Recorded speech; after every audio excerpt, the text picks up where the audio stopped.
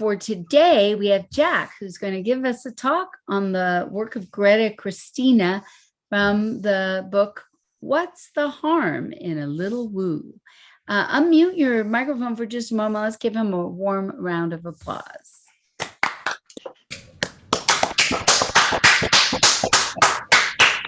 Thanks, Jack. Thanks, everybody. A few years ago, I gave a talk on a book called Crimes Against Logic by Jamie White.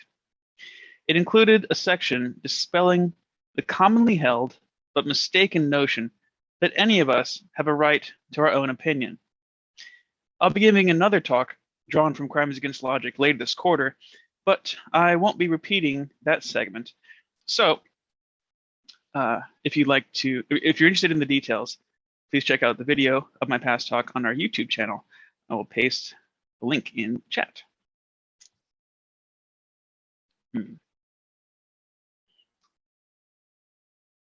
Technical difficulties. Here we go. But to recap briefly, rights entail duties. The duties towards me that are imposed on others are what define the rights that I have. When anyone claims a right, first ask, which duties does this right impose on others? That will tell you what the right is supposed to be.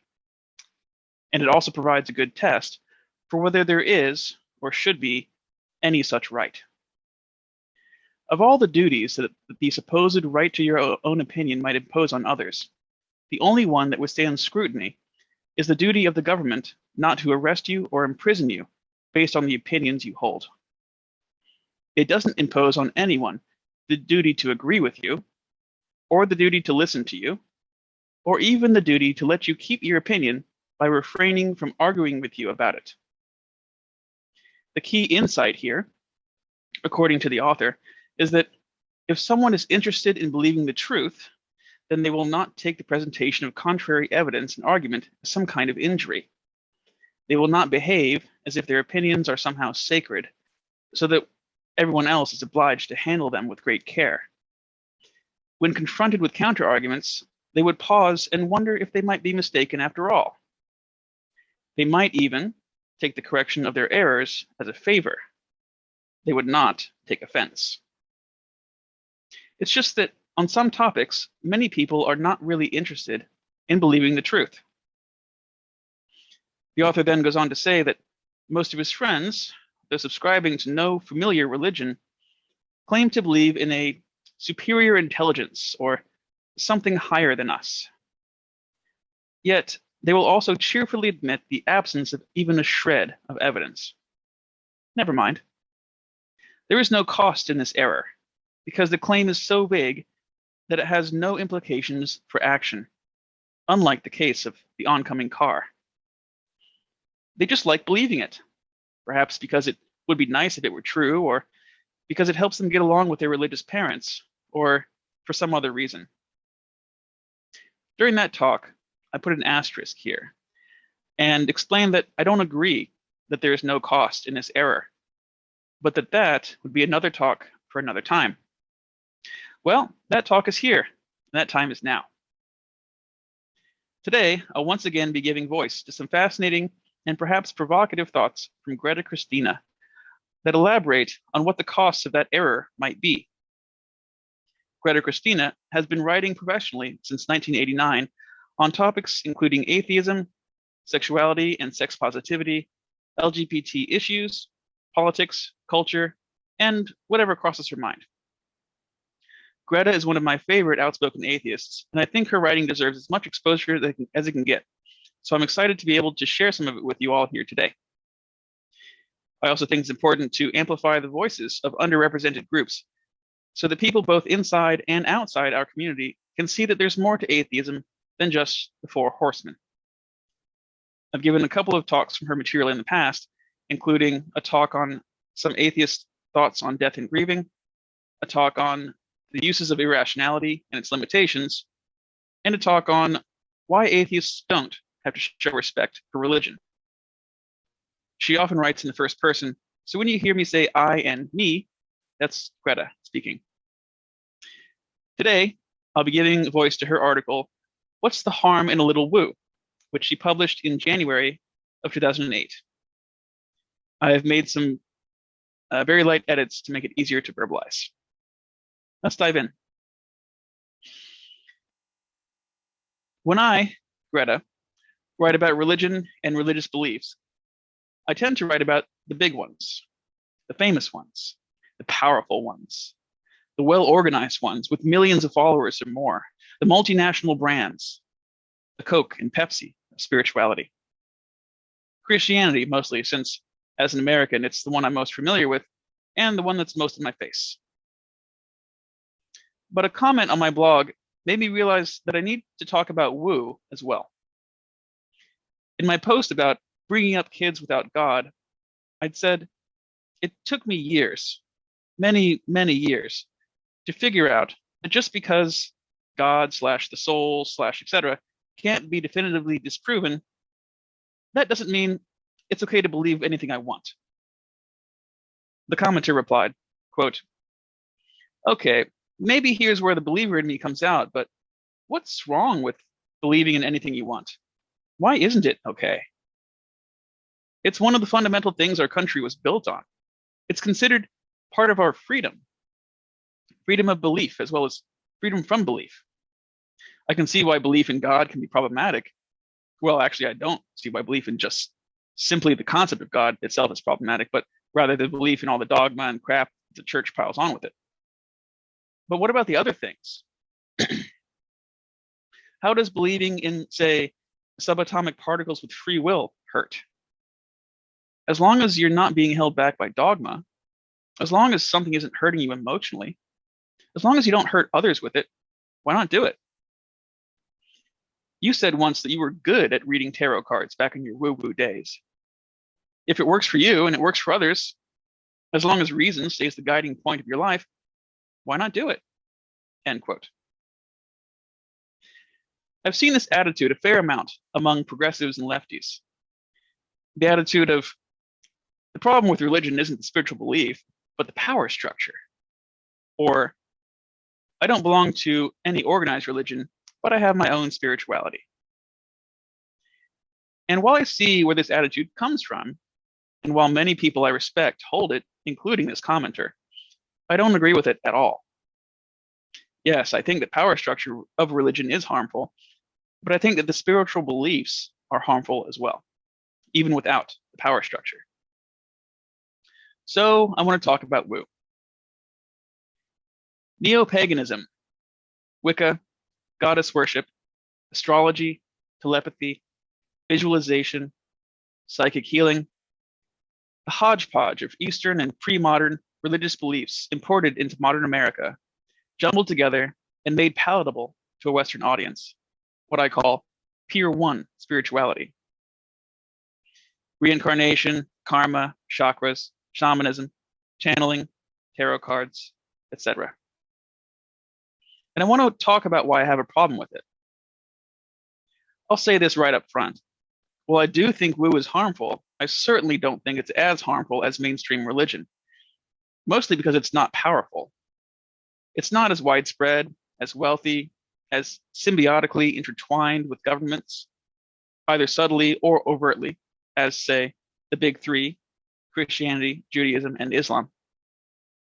So please don't come at me in the comments with, how can you compare Wicca to Christianity?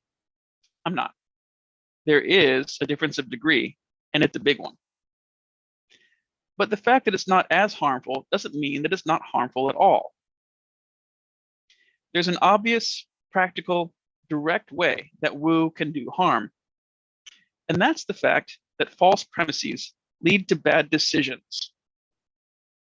Woo beliefs are untested and untestable at best, tested and demonstrably false at worst. And basing your life on a false premise is going to lead you to bad decisions. Garbage in, garbage out, as the data processors say. And I think this shows up most obviously when it comes to medicine. When I, Greta, was working as a counselor for the birth control / abortion clinic, we had a client who had come in for a cervical cap. I asked her what birth control method she was currently using, she answered, visualization. Really? She and her partner protected themselves from unwanted pregnancy by visualizing a protective barrier of white light over her cervix, shielding it from the sperm. She had decided to switch to the cap, not because she decided that visualization was bullshit, but because she was concerned that she unconsciously wanted to get pregnant and feared that this would make the visualization ineffective. Poke holes in the white light diaphragm, I guess. Talk about an unfalsifiable hypothesis. If she didn't get pregnant, then visualization worked. If she did, it's because she wasn't doing it right. So that's part of what I'm talking about. If you believe in the visualization method of birth control, you're a lot more likely to get pregnant when you don't want to.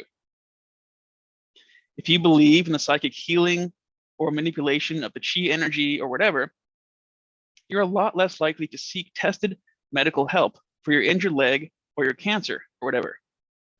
Steve Jobs. And you're more likely to give up on conventional medicine when it takes longer than you want it to, or it takes more work and trial and error than you're willing to give it, or is partly effective, but not completely. That's some real, practical, physical harm done by woo. But this principle doesn't just apply to medical woo. I, Greta, once worked in an office with cats. No, this isn't a tangent. Bear with me. One of the cats was pathologically shy and terrified of most people, but had come to trust me and be very attached to me, pretty much to the exclusion of everyone else. When I left that job, I'd been there for several years, I was worried that the cat would freak out without me around and asked my boss if I could take the cat home with me.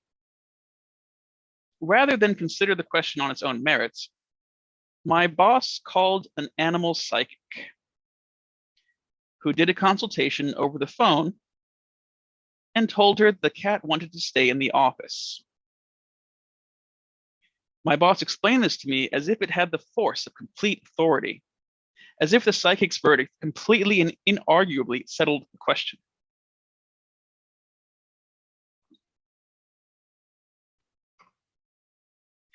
I'm not saying this was an easy decision to make. I'm saying it should have been made by me and my boss, who knew the cat and knew the situation. It should not have been made by a pet psychic who never met any of us in person and who made the decision over the phone. I could give example after example of this. If you believe that your horoscopes and tarot readings are all pointing to serious love relationship coming soon, you're not going to make smart or careful decisions about your dating life. If you believe in reincarnation, you're going to be a lot more careless about taking advantages of once-in-a-lifetime opportunities and experiences. If you believe that the tarot is telling you to weather the rough spots in your current relationship, that there's light at the end of the tunnel, you're going to stay in a bad, destructive, hopeless relationship for a lot longer than you should. You might even marry the guy. All examples from Greta's own life, by the way. So that's the most direct and immediate way that woo can do harm. False premises lead to bad decisions, and untestable hypotheses make it impossible for you to evaluate your decision-making process and make changes to it. Garbage in, garbage out. But there's an equally important, if less immediate way in which woo can do harm. And that's that it leads people away from valuing reason and evidence and reality. Woo, like every other religious or spiritual belief, ultimately prioritizes faith over reason, personal experience over external evidence. I'm not saying that religious and spiritual belief completely contradicts reason or concern for evidence. I'm saying that when it comes down to a hard choice between the two, It encourages people to reject reason and evidence in favor of personal feeling and experience. Religious and spiritual belief encourages people to believe in our own feelings and instincts, even when those feelings and instincts are contradicted by reality or logic. It discourages people from being aware of the fact that their feelings and instincts can be easily deceived, played on by con artists and charlatans, or just by our own wishful thinking. It discourages people from being aware of this well-documented fact and trying to stay vigilant about it. Every unsupported belief you hold makes you that much more vulnerable to other ones, and that much less likely to value skepticism and critical thinking at all. I think this is important. I think reality is important. I think reality is just about the most important thing there is. And I have a serious problem with any belief system that actively encourages people to ignore it. It's hard enough to be vigilant and conscious and skeptical about your own biases and blind spots when you do prioritize reason and reality over instinct and personal feeling, without throwing spiritual faith into the mix. Now, there are some woo believers, neo-pagans and Wiccans especially, who take it all with a gigantic grain of salt. There are believers, I guess a better word would be practitioners, who see the ideas more as useful metaphors and who see the rituals as comforting and beautiful rather than literally effective. They see woo as a way of altering their consciousness, rewiring their own heads, rather than a way of directly changing external reality. And that kind of woo, I don't have a huge problem with. In fact, if that's really and truly how someone is practicing it, and they're not using it as a substitute for medicine or something, I don't think I have a problem with it at all. But I also think this can be a very dicey path to walk, a tricky balance to maintain. I remember from my own woo days how vague and half-assed my beliefs could be. And I remember how easily I would slip back and forth between thinking of my beliefs as literal and thinking of them as metaphorical. Mostly, they would slip back and forth depending on how hard they're being questioned. When I was with someone who was more skeptical, I'd lean toward the useful metaphor end of the spectrum. When I was with other believers, I'd lean toward the, wow, isn't this freaky? Something weird must be really going on here side. And I know from experience that other woo believers do this as well. I think that if you're going to go the powerful metaphor, useful practice route, you need to be careful to do that consistently and with integrity, and not just as a way of dodging skeptical critique. But why? Why do you need to do this? Don't people have a right to believe whatever they want to believe? Of course, we have a right to believe whatever we want. We have the right to believe that a mystical spirit guides the tarot cards, that subatomic particles have free will, that the moon is made of green cheese, that Jesus Christ is our personal savior, and anyone who doesn't agree is going to hell. But that doesn't mean it's right for us to do so. When I say that it's not okay to just believe anything I want, I mean that I can't do so and be honest with myself. I can't do so and retain my intellectual integrity. I can't do so if I'm going to be a person who thinks that good decisions have to be based in reality, the best possible understanding of reality that we have. I can't do so if I'm going to be a person who thinks that reality is more important and more interesting than her own wishful thinking. And as the saying goes, you have a right to your own beliefs, such as it is, but you don't have a right to your own facts. And besides, our beliefs affect our behavior, not just our decisions about our own lives either. They affect how we treat other people. My decision to stay in a bad relationship because the tarot told me to didn't affect only me. My boss's decision to consult a pet psychic about our office cat didn't affect only her. For one thing, she spent money on the psychic at a time when she was having a hard time paying her staff. Some parents' erroneous belief that vaccines cause autism don't affect only them or only their children. Our beliefs affect our behavior towards others. And that makes our beliefs not just a personal question, but an ethical one. If it were possible to believe in woo, not just in a useful metaphor way, but really believe in it and not be held back by dogma, not be hurt emotionally, not hurt others, not lose reason as the guiding point of your life, then no, I wouldn't have a problem with it. But I just don't think that's possible.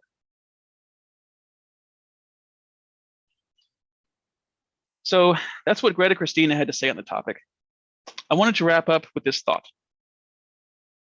At the end of the section in the book, Crimes Against Logic, about the alleged right to your own opinion, the author states that for people who claim this right, truth is really not the point, and it is most annoying to be pressed on the matter. And to register this, to make it clear that truth is neither here nor there, they declare, I am entitled to my own opinion. Once you hear these words, you should realize that it is simple rudeness to persist in the matter. The word rudeness suggests that to persist in challenging that person's opinions would be a sign of disrespect. But I disagree. I think that to the extent that we agree with the previous arguments about the harms of abandoning reason and evidence as the basis for deciding how to act in the world, it's rather a sign that we care about people enough to invest the emotional labor in trying to change their opinions in an effective, non-coercive manner that takes into account what we know about human psychology and emotions, because that will lead them to avoid the harms that come with faulty thinking. So I'd like to close today with a quote that Richard Dawkins shares from British journalist Johann Hari, who said, I respect you as a person too much to respect your ridiculous beliefs. Thank you. Thank you, Jack. Can everyone unmute for a moment to give a round of applause?